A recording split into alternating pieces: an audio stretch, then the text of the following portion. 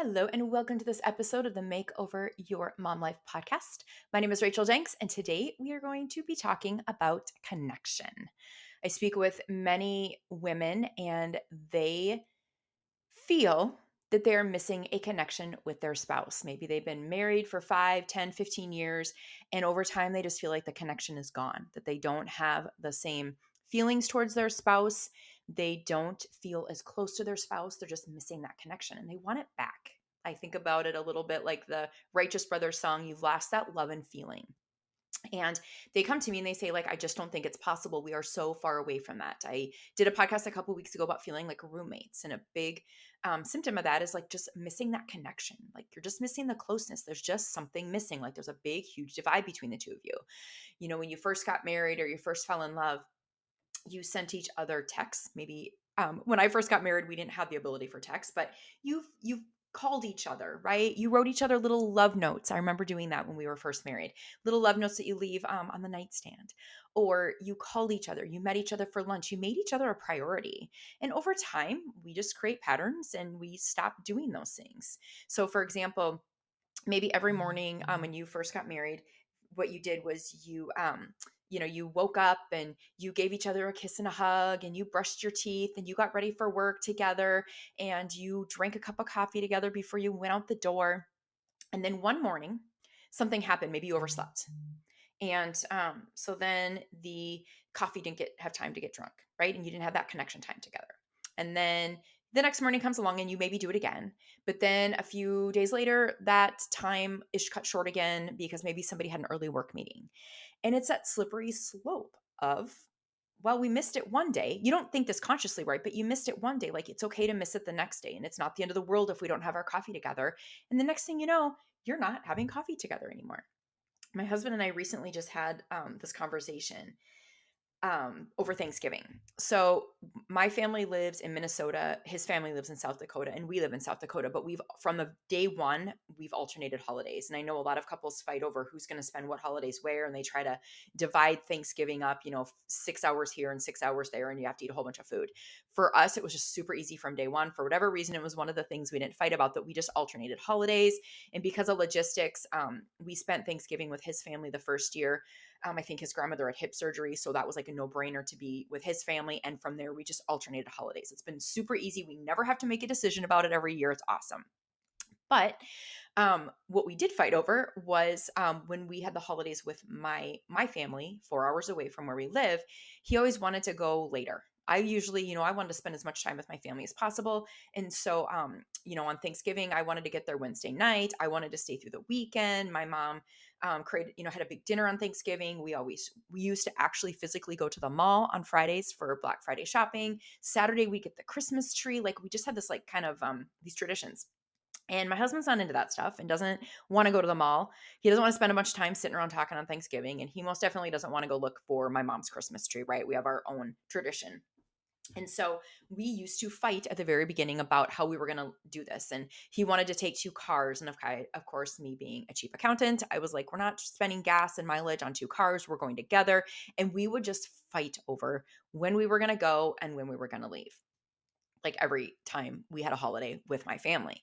And this became a point of contention. And this year, when the conversation come up, our life is a little bit different. My girls and I spend the week actually in Minneapolis near my family so they can go to gymnastics. Long story for another day. And so we're already here.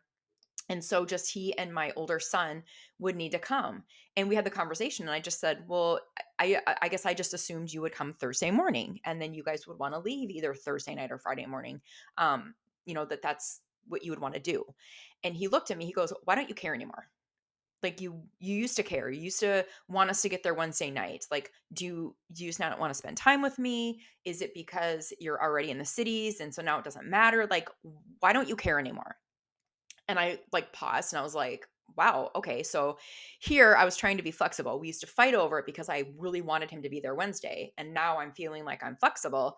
And now he's like upset about it, was my first thought. And then I realized what had happened. And I looked at him, I said, it's just the evolution of things. We used to fight over time for whatever reason. You couldn't come till Thursday, or I gave in. And I just realized that it wasn't the end of the world. It just became the way things were. That you came to my mom's house on Thanksgiving on Thursday, that we had two cars. It just became the way things were. And it's that like slippery slope of all of a sudden you realize that things have gotten the way they are, not by choice necessarily, but just because it happens, because we make choices to do things a different way one time, it eventually becomes like the only way. And that's where that feeling of connection starts to disappear.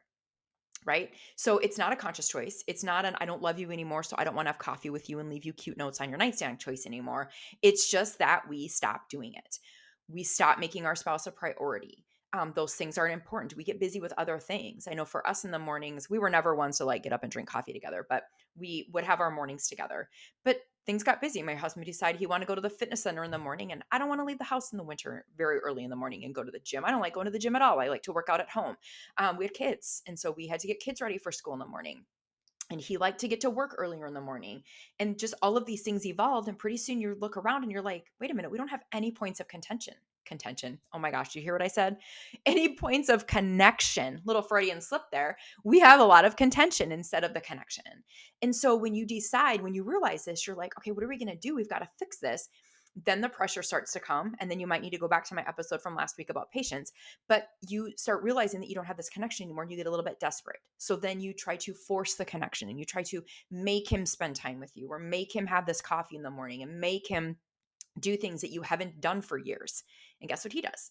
He resists. It's new, it's different. He maybe likes the way things are. Maybe he doesn't realize that there's that missing connection. And so then you guys start to clash heads again a little bit, right? You want more connection. He doesn't want it. You think he doesn't love you anymore. You start to get resentful and so on and so on. But the truth is that connection can be created just by you. Okay. Connection is a feeling. When we feel connected, we do certain things, right? We leave love notes. We send little texts, right? One of the things I like to do, my husband laughs at me. I love gifts, GIFs, however you want to say it. I call them gifts. And and that's one of the things I do to when I feel connected, right? And it's only who might say something to me, like send me a text about something, and I'll go find like a cute GIF in response to it. And then he responds back and tells me I'm a dork. But I know in his mind too, because he's told me that that's a point of connection for us. And it's just a cute little thing that I do that takes no time. And I do it when I feel connected, when we're having a little bit of a fight over something or things have felt distant. I don't do those things, right? And so what I'm saying here is that you can create the connection. When you decide that you are connected, that you have this feeling of connection, then you are going to do different things than when you don't have that feeling of connection. Okay, so another example is my sons, right? As I mentioned earlier, my girls and I spend the weeks in Minneapolis for gymnastics. My boys are in South Dakota with my husband. And so there have been times where I feel very disconnected from my boys, especially my older one. He's 14, not a big talker. And so I feel disconnected. And so I have to really sit down and recognize that I'm creating the disconnection. I'm feeling disconnected. And when I feel disconnected, then I probably don't call as often. I don't start conversations. I don't carve out time on the weekends to spend with him, right? And so I need to decide that I am creating connection so that I can feel that connection and I can do things then that are going to further that connection, right? So again, going back to my husband, the gifts that I send. I do that because I feel connected. The only way I can feel connected is if I think thoughts of connection. Not because he sent me a gift, not because he responded, not because he called me and asked me if I would buy groceries, right? We like make all those little things mean that we're connected, but none of those things actually mean that. The connection comes from inside. So if you want to create more connection with your spouse, what I'm saying in a roundabout way here is you need to decide that you're creating connection and you need to feel the feelings of connection, and that will allow you to act in ways that are going to create more and more connection. Now, this is where the patience comes into play because I have clients that say to me, like, look, I'm doing all these things and he's not responding. He doesn't send me love notes back. He doesn't respond to my silly gifts. He's not asking me to go out on a date. Maybe I've asked him to like go have a dinner date and he's like, no, I'm busy, or no, I don't want to do it. This is where that patience comes into play. And so you can go check out my last episode. Patience is so important here. You are creating a pattern interrupt. You are doing things differently than you've been doing it. You can't expect him to react right away. In fact, he may react like, "What are you doing? What's going on here? I don't understand what's going on here." Right? If I suddenly started leaving my husband love notes, I know he would be like, "What's up? What do you want?" Right? And he might say that. I get to choose how I'm going to react to that. I can choose to be like, "Oh my gosh, I'm never doing that again." Or I can decide, "Oh, he sees my pattern interrupt here. He's wondering what's going on." And I can continue to do it. And that's going to keep creating more and more connection. And the thing is that as human beings, we get so caught up in feeling like we need to be recognized for what we're doing, or we need to get immediate results, or we need a thank you, or we need all of these things in order to feel good about what we're doing. But we don't need those things at all. All we need is for us to decide that we feel good about the things that we're doing. So when you're creating this connection with your spouse, when you're sending him a love note or asking him to go out for dinner, or telling him you want him to come on Wednesday night for Thanksgiving, do it for you. Do it for how it makes you feel to do those things. Don't do it because you're expecting a reaction from him. When you're expecting a reaction from him, that is when you start to feel bitter and resentful. He's not doing it back. He's not doing it good enough, and all the things. You can't ever control what he does and how he reacts. Okay. You can control you. So do these things for you because you want to create the connection with yourself. The more you create the connection by yourself, the better you are going to feel and the better off your marriage is going to be. So I hope that all made sense. But the big thing I want you to remember is the connection is created by you. It's created by you, whether it's a connection with your spouse, with your kids, with your mother, your father, your in laws, the people you work with. When you decide that you want to create a connection, it all comes from your own thoughts, not from their actions. All right. So that's all I got for you today on connection. If you want some help creating a connection with your spouse, I got you. All you got to do is click on the link either on the webpage. It depends on where you watch the podcast. You can go back to the webpage, which will be at racheljenks.com/episode 51. I believe we're on right now. I should probably check that before I tell you. No, I'm sorry. racheljenks.com/episode 50. This is episode 50. You can find the show notes there, and you'll find a link to grab a call, and we can talk about working together to help you create that connection with your spouse. You can also find me on TikTok. I am at Coach for Moms, and that is where I also post all of my content. I no longer have the Facebook group. I'm not really active on Facebook or so much on Instagram anymore because I'm in love with the talk. So find me on TikTok and find me at my website, racheljenks.com, and we can connect there to help you create connection with your spouse. So thank you so much for taking time to listen today, and I will chat with you on the next episode. Bye.